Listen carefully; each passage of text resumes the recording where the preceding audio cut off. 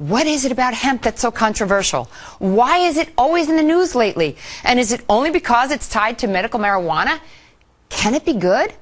I'll leave the legal discussion to the lawyers. What I'm interested in are potential health benefits. You know, hemp, cannabis, that plant that can be legally grown all over the world and is often used in marijuana production. With all this news, I decided to do a little digging and to try to figure out why hemp is so controversial. I mean, hard liquor is legal and it has no redeeming health qualities whatsoever. So does hemp have any redeeming qualities? We'll find out. With us is the author of Cancer, Step Outside the Box, Ty Bollinger. Hi, Ty. Thanks for being with us.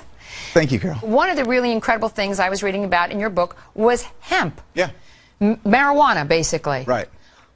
Tell us the history of hemp, because I found this quite unusual. Well, hemp has the reputation now as being this evil weed. But the medicinal history of hemp is quite fascinating.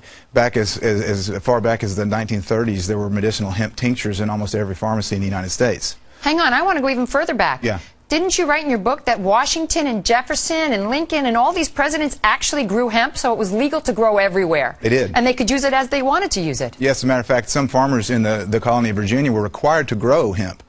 And so it's such a good fiber, very good for making clothes, a lot of different industrial uses for hemp. Ford thought it was strong enough to make a car out of it, and he did. It was as strong as steel. Yeah, one of the first Model Ts was actually made from hemp, and it ran on hemp fuel. And then the enemy of hemp was William Randolph Hearst. With paper. Well, yeah, Explain with newspapers. That. Well, hemp is a much more efficient way to make paper. In 1 acre of hemp, you can do 10 times the amount of paper than 1 acre of trees. So why did he want it outlawed? Because he owned thousands of acres of forest that when he owned paper. So this was a political thing. It had really nothing to do with hemp itself. Exactly. It really didn't. It was more about the money. It was more about eliminating the competition. And so that's why hemp was demonized and thought of as this evil weed. They put out propaganda films like Reefer Madness and so forth to make people afraid of hemp.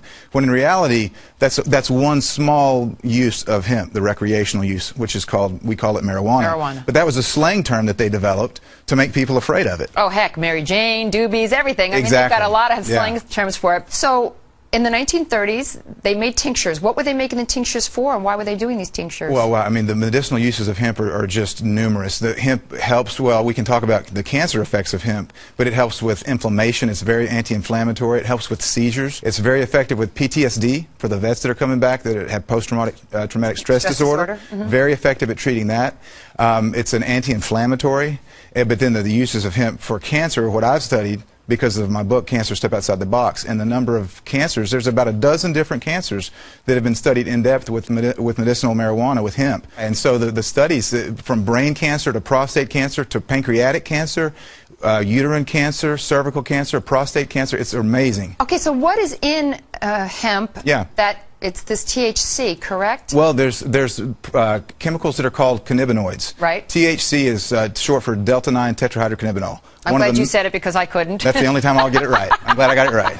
So that's the one, THC is the one cannabinoid that everyone's familiar with. That's the one that's psychoactive, and that's the one that gets you high if you smoke it. Okay. But there's other cannabinoids. One is called CBD, cannabidiol, and it's very medicinally used. There's no psychoactive component of CBD. So what do they do? Extract these to make tinctures, or you can make tea out of? You can make tea. You can eat it. It's a great superfood. You're into raw. A lot of people use raw hemp in their superfoods. Well, do you get high off of hemp if you eat it as a superfood? No. Well, or just the seeds. You've got to heat the THC to make it become psychoactive. So people that eat the plant, they put in a smoothie.